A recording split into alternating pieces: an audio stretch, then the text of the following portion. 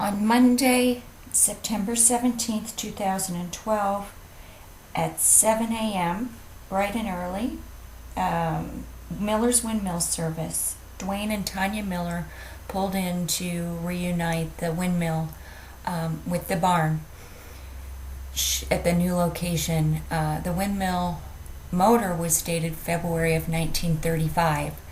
It was made by Aermotor, made in USA, out of Chicago in February of 1935. So that gives us a timeline to the building of the barn and the milk house. They would have been put up, I am pretty confident, in unison. She stands 40 foot tall, the head is 8 foot in diameter, and the base is 10 feet. Dwayne and Tanya Miller are a husband and wife team. They operate out of Middlebury, Indiana, and acquired a business that had previously been run by the Amish. They do all things windmill. So they kind of flew in like angels, super, super efficient. They knew just from the picture that the windmill was an Aermotor. It's Aermotor, out of Chicago. They took the head off, laid it on a tire on a flatbed. Tanya, the very pretty wife of Dwayne, operates the crane. She lifted the base up, gently tilted it down onto the flatbed, and off she rolled from 9 South to the pasture to be with the barn again, at which point they hoisted it up, gave it a new bearing, repaired the brake, a new pine platform, poured lots of oil in it, anchored it to the ground into concrete pads. And we're leaving the middle open so that down the road, should we re-energize and opt to put a working well in it, as it had here at the home place, we have the flexibility to do that. This all happened on the Monday following the September 13th Thursday barn move. So, big picture, the Dillabaws pulled in on Tuesday, September 4th, and started the barn prep. The barn moved on September 13th, and which was Dad's birthday, on the Thursday prior to the windmill move. And now we're up to Monday, September 17th, and the windmill is perfectly in place. It's postured in the same order as it was at the homestead at 9 South.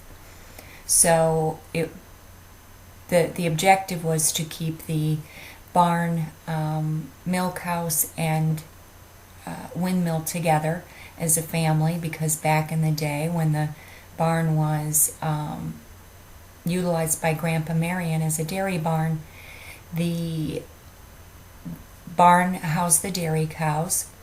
The milk would have pumped from the south end of the barn over to the milk house, and the windmill pumped the water into the horse tank, and the tub, the concrete tub, in the milk house where the milk cans were kept cool.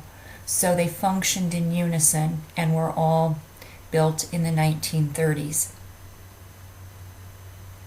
These buildings and the windmill were gifts from my mother, Jane Maxwell, and taking on the responsibility of maintenance, they've now been moved to my property at the pasture, just 3/4 of a mile south on State Road 49, onto 167 acres, primarily of its wetlands, uninhabited by man, but inhabited by my brother Mark's cows.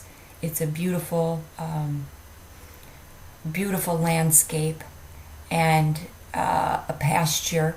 It always, in my life, has been a pasture, and Mark takes very good care of the property in my absence and keeps the cows there. Ironically, the barn had been pulled in over the perfect foundation made by John Sandberg on the days following the move on the 13th. So the actual barn move was the 13th.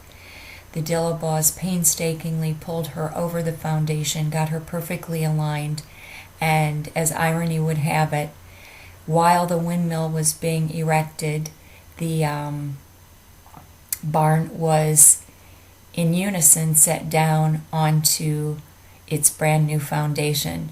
So we're just missing one piece, and that is the little brother, the milk house, is being prepared to be moved so it can be reunited with the barn and the windmill.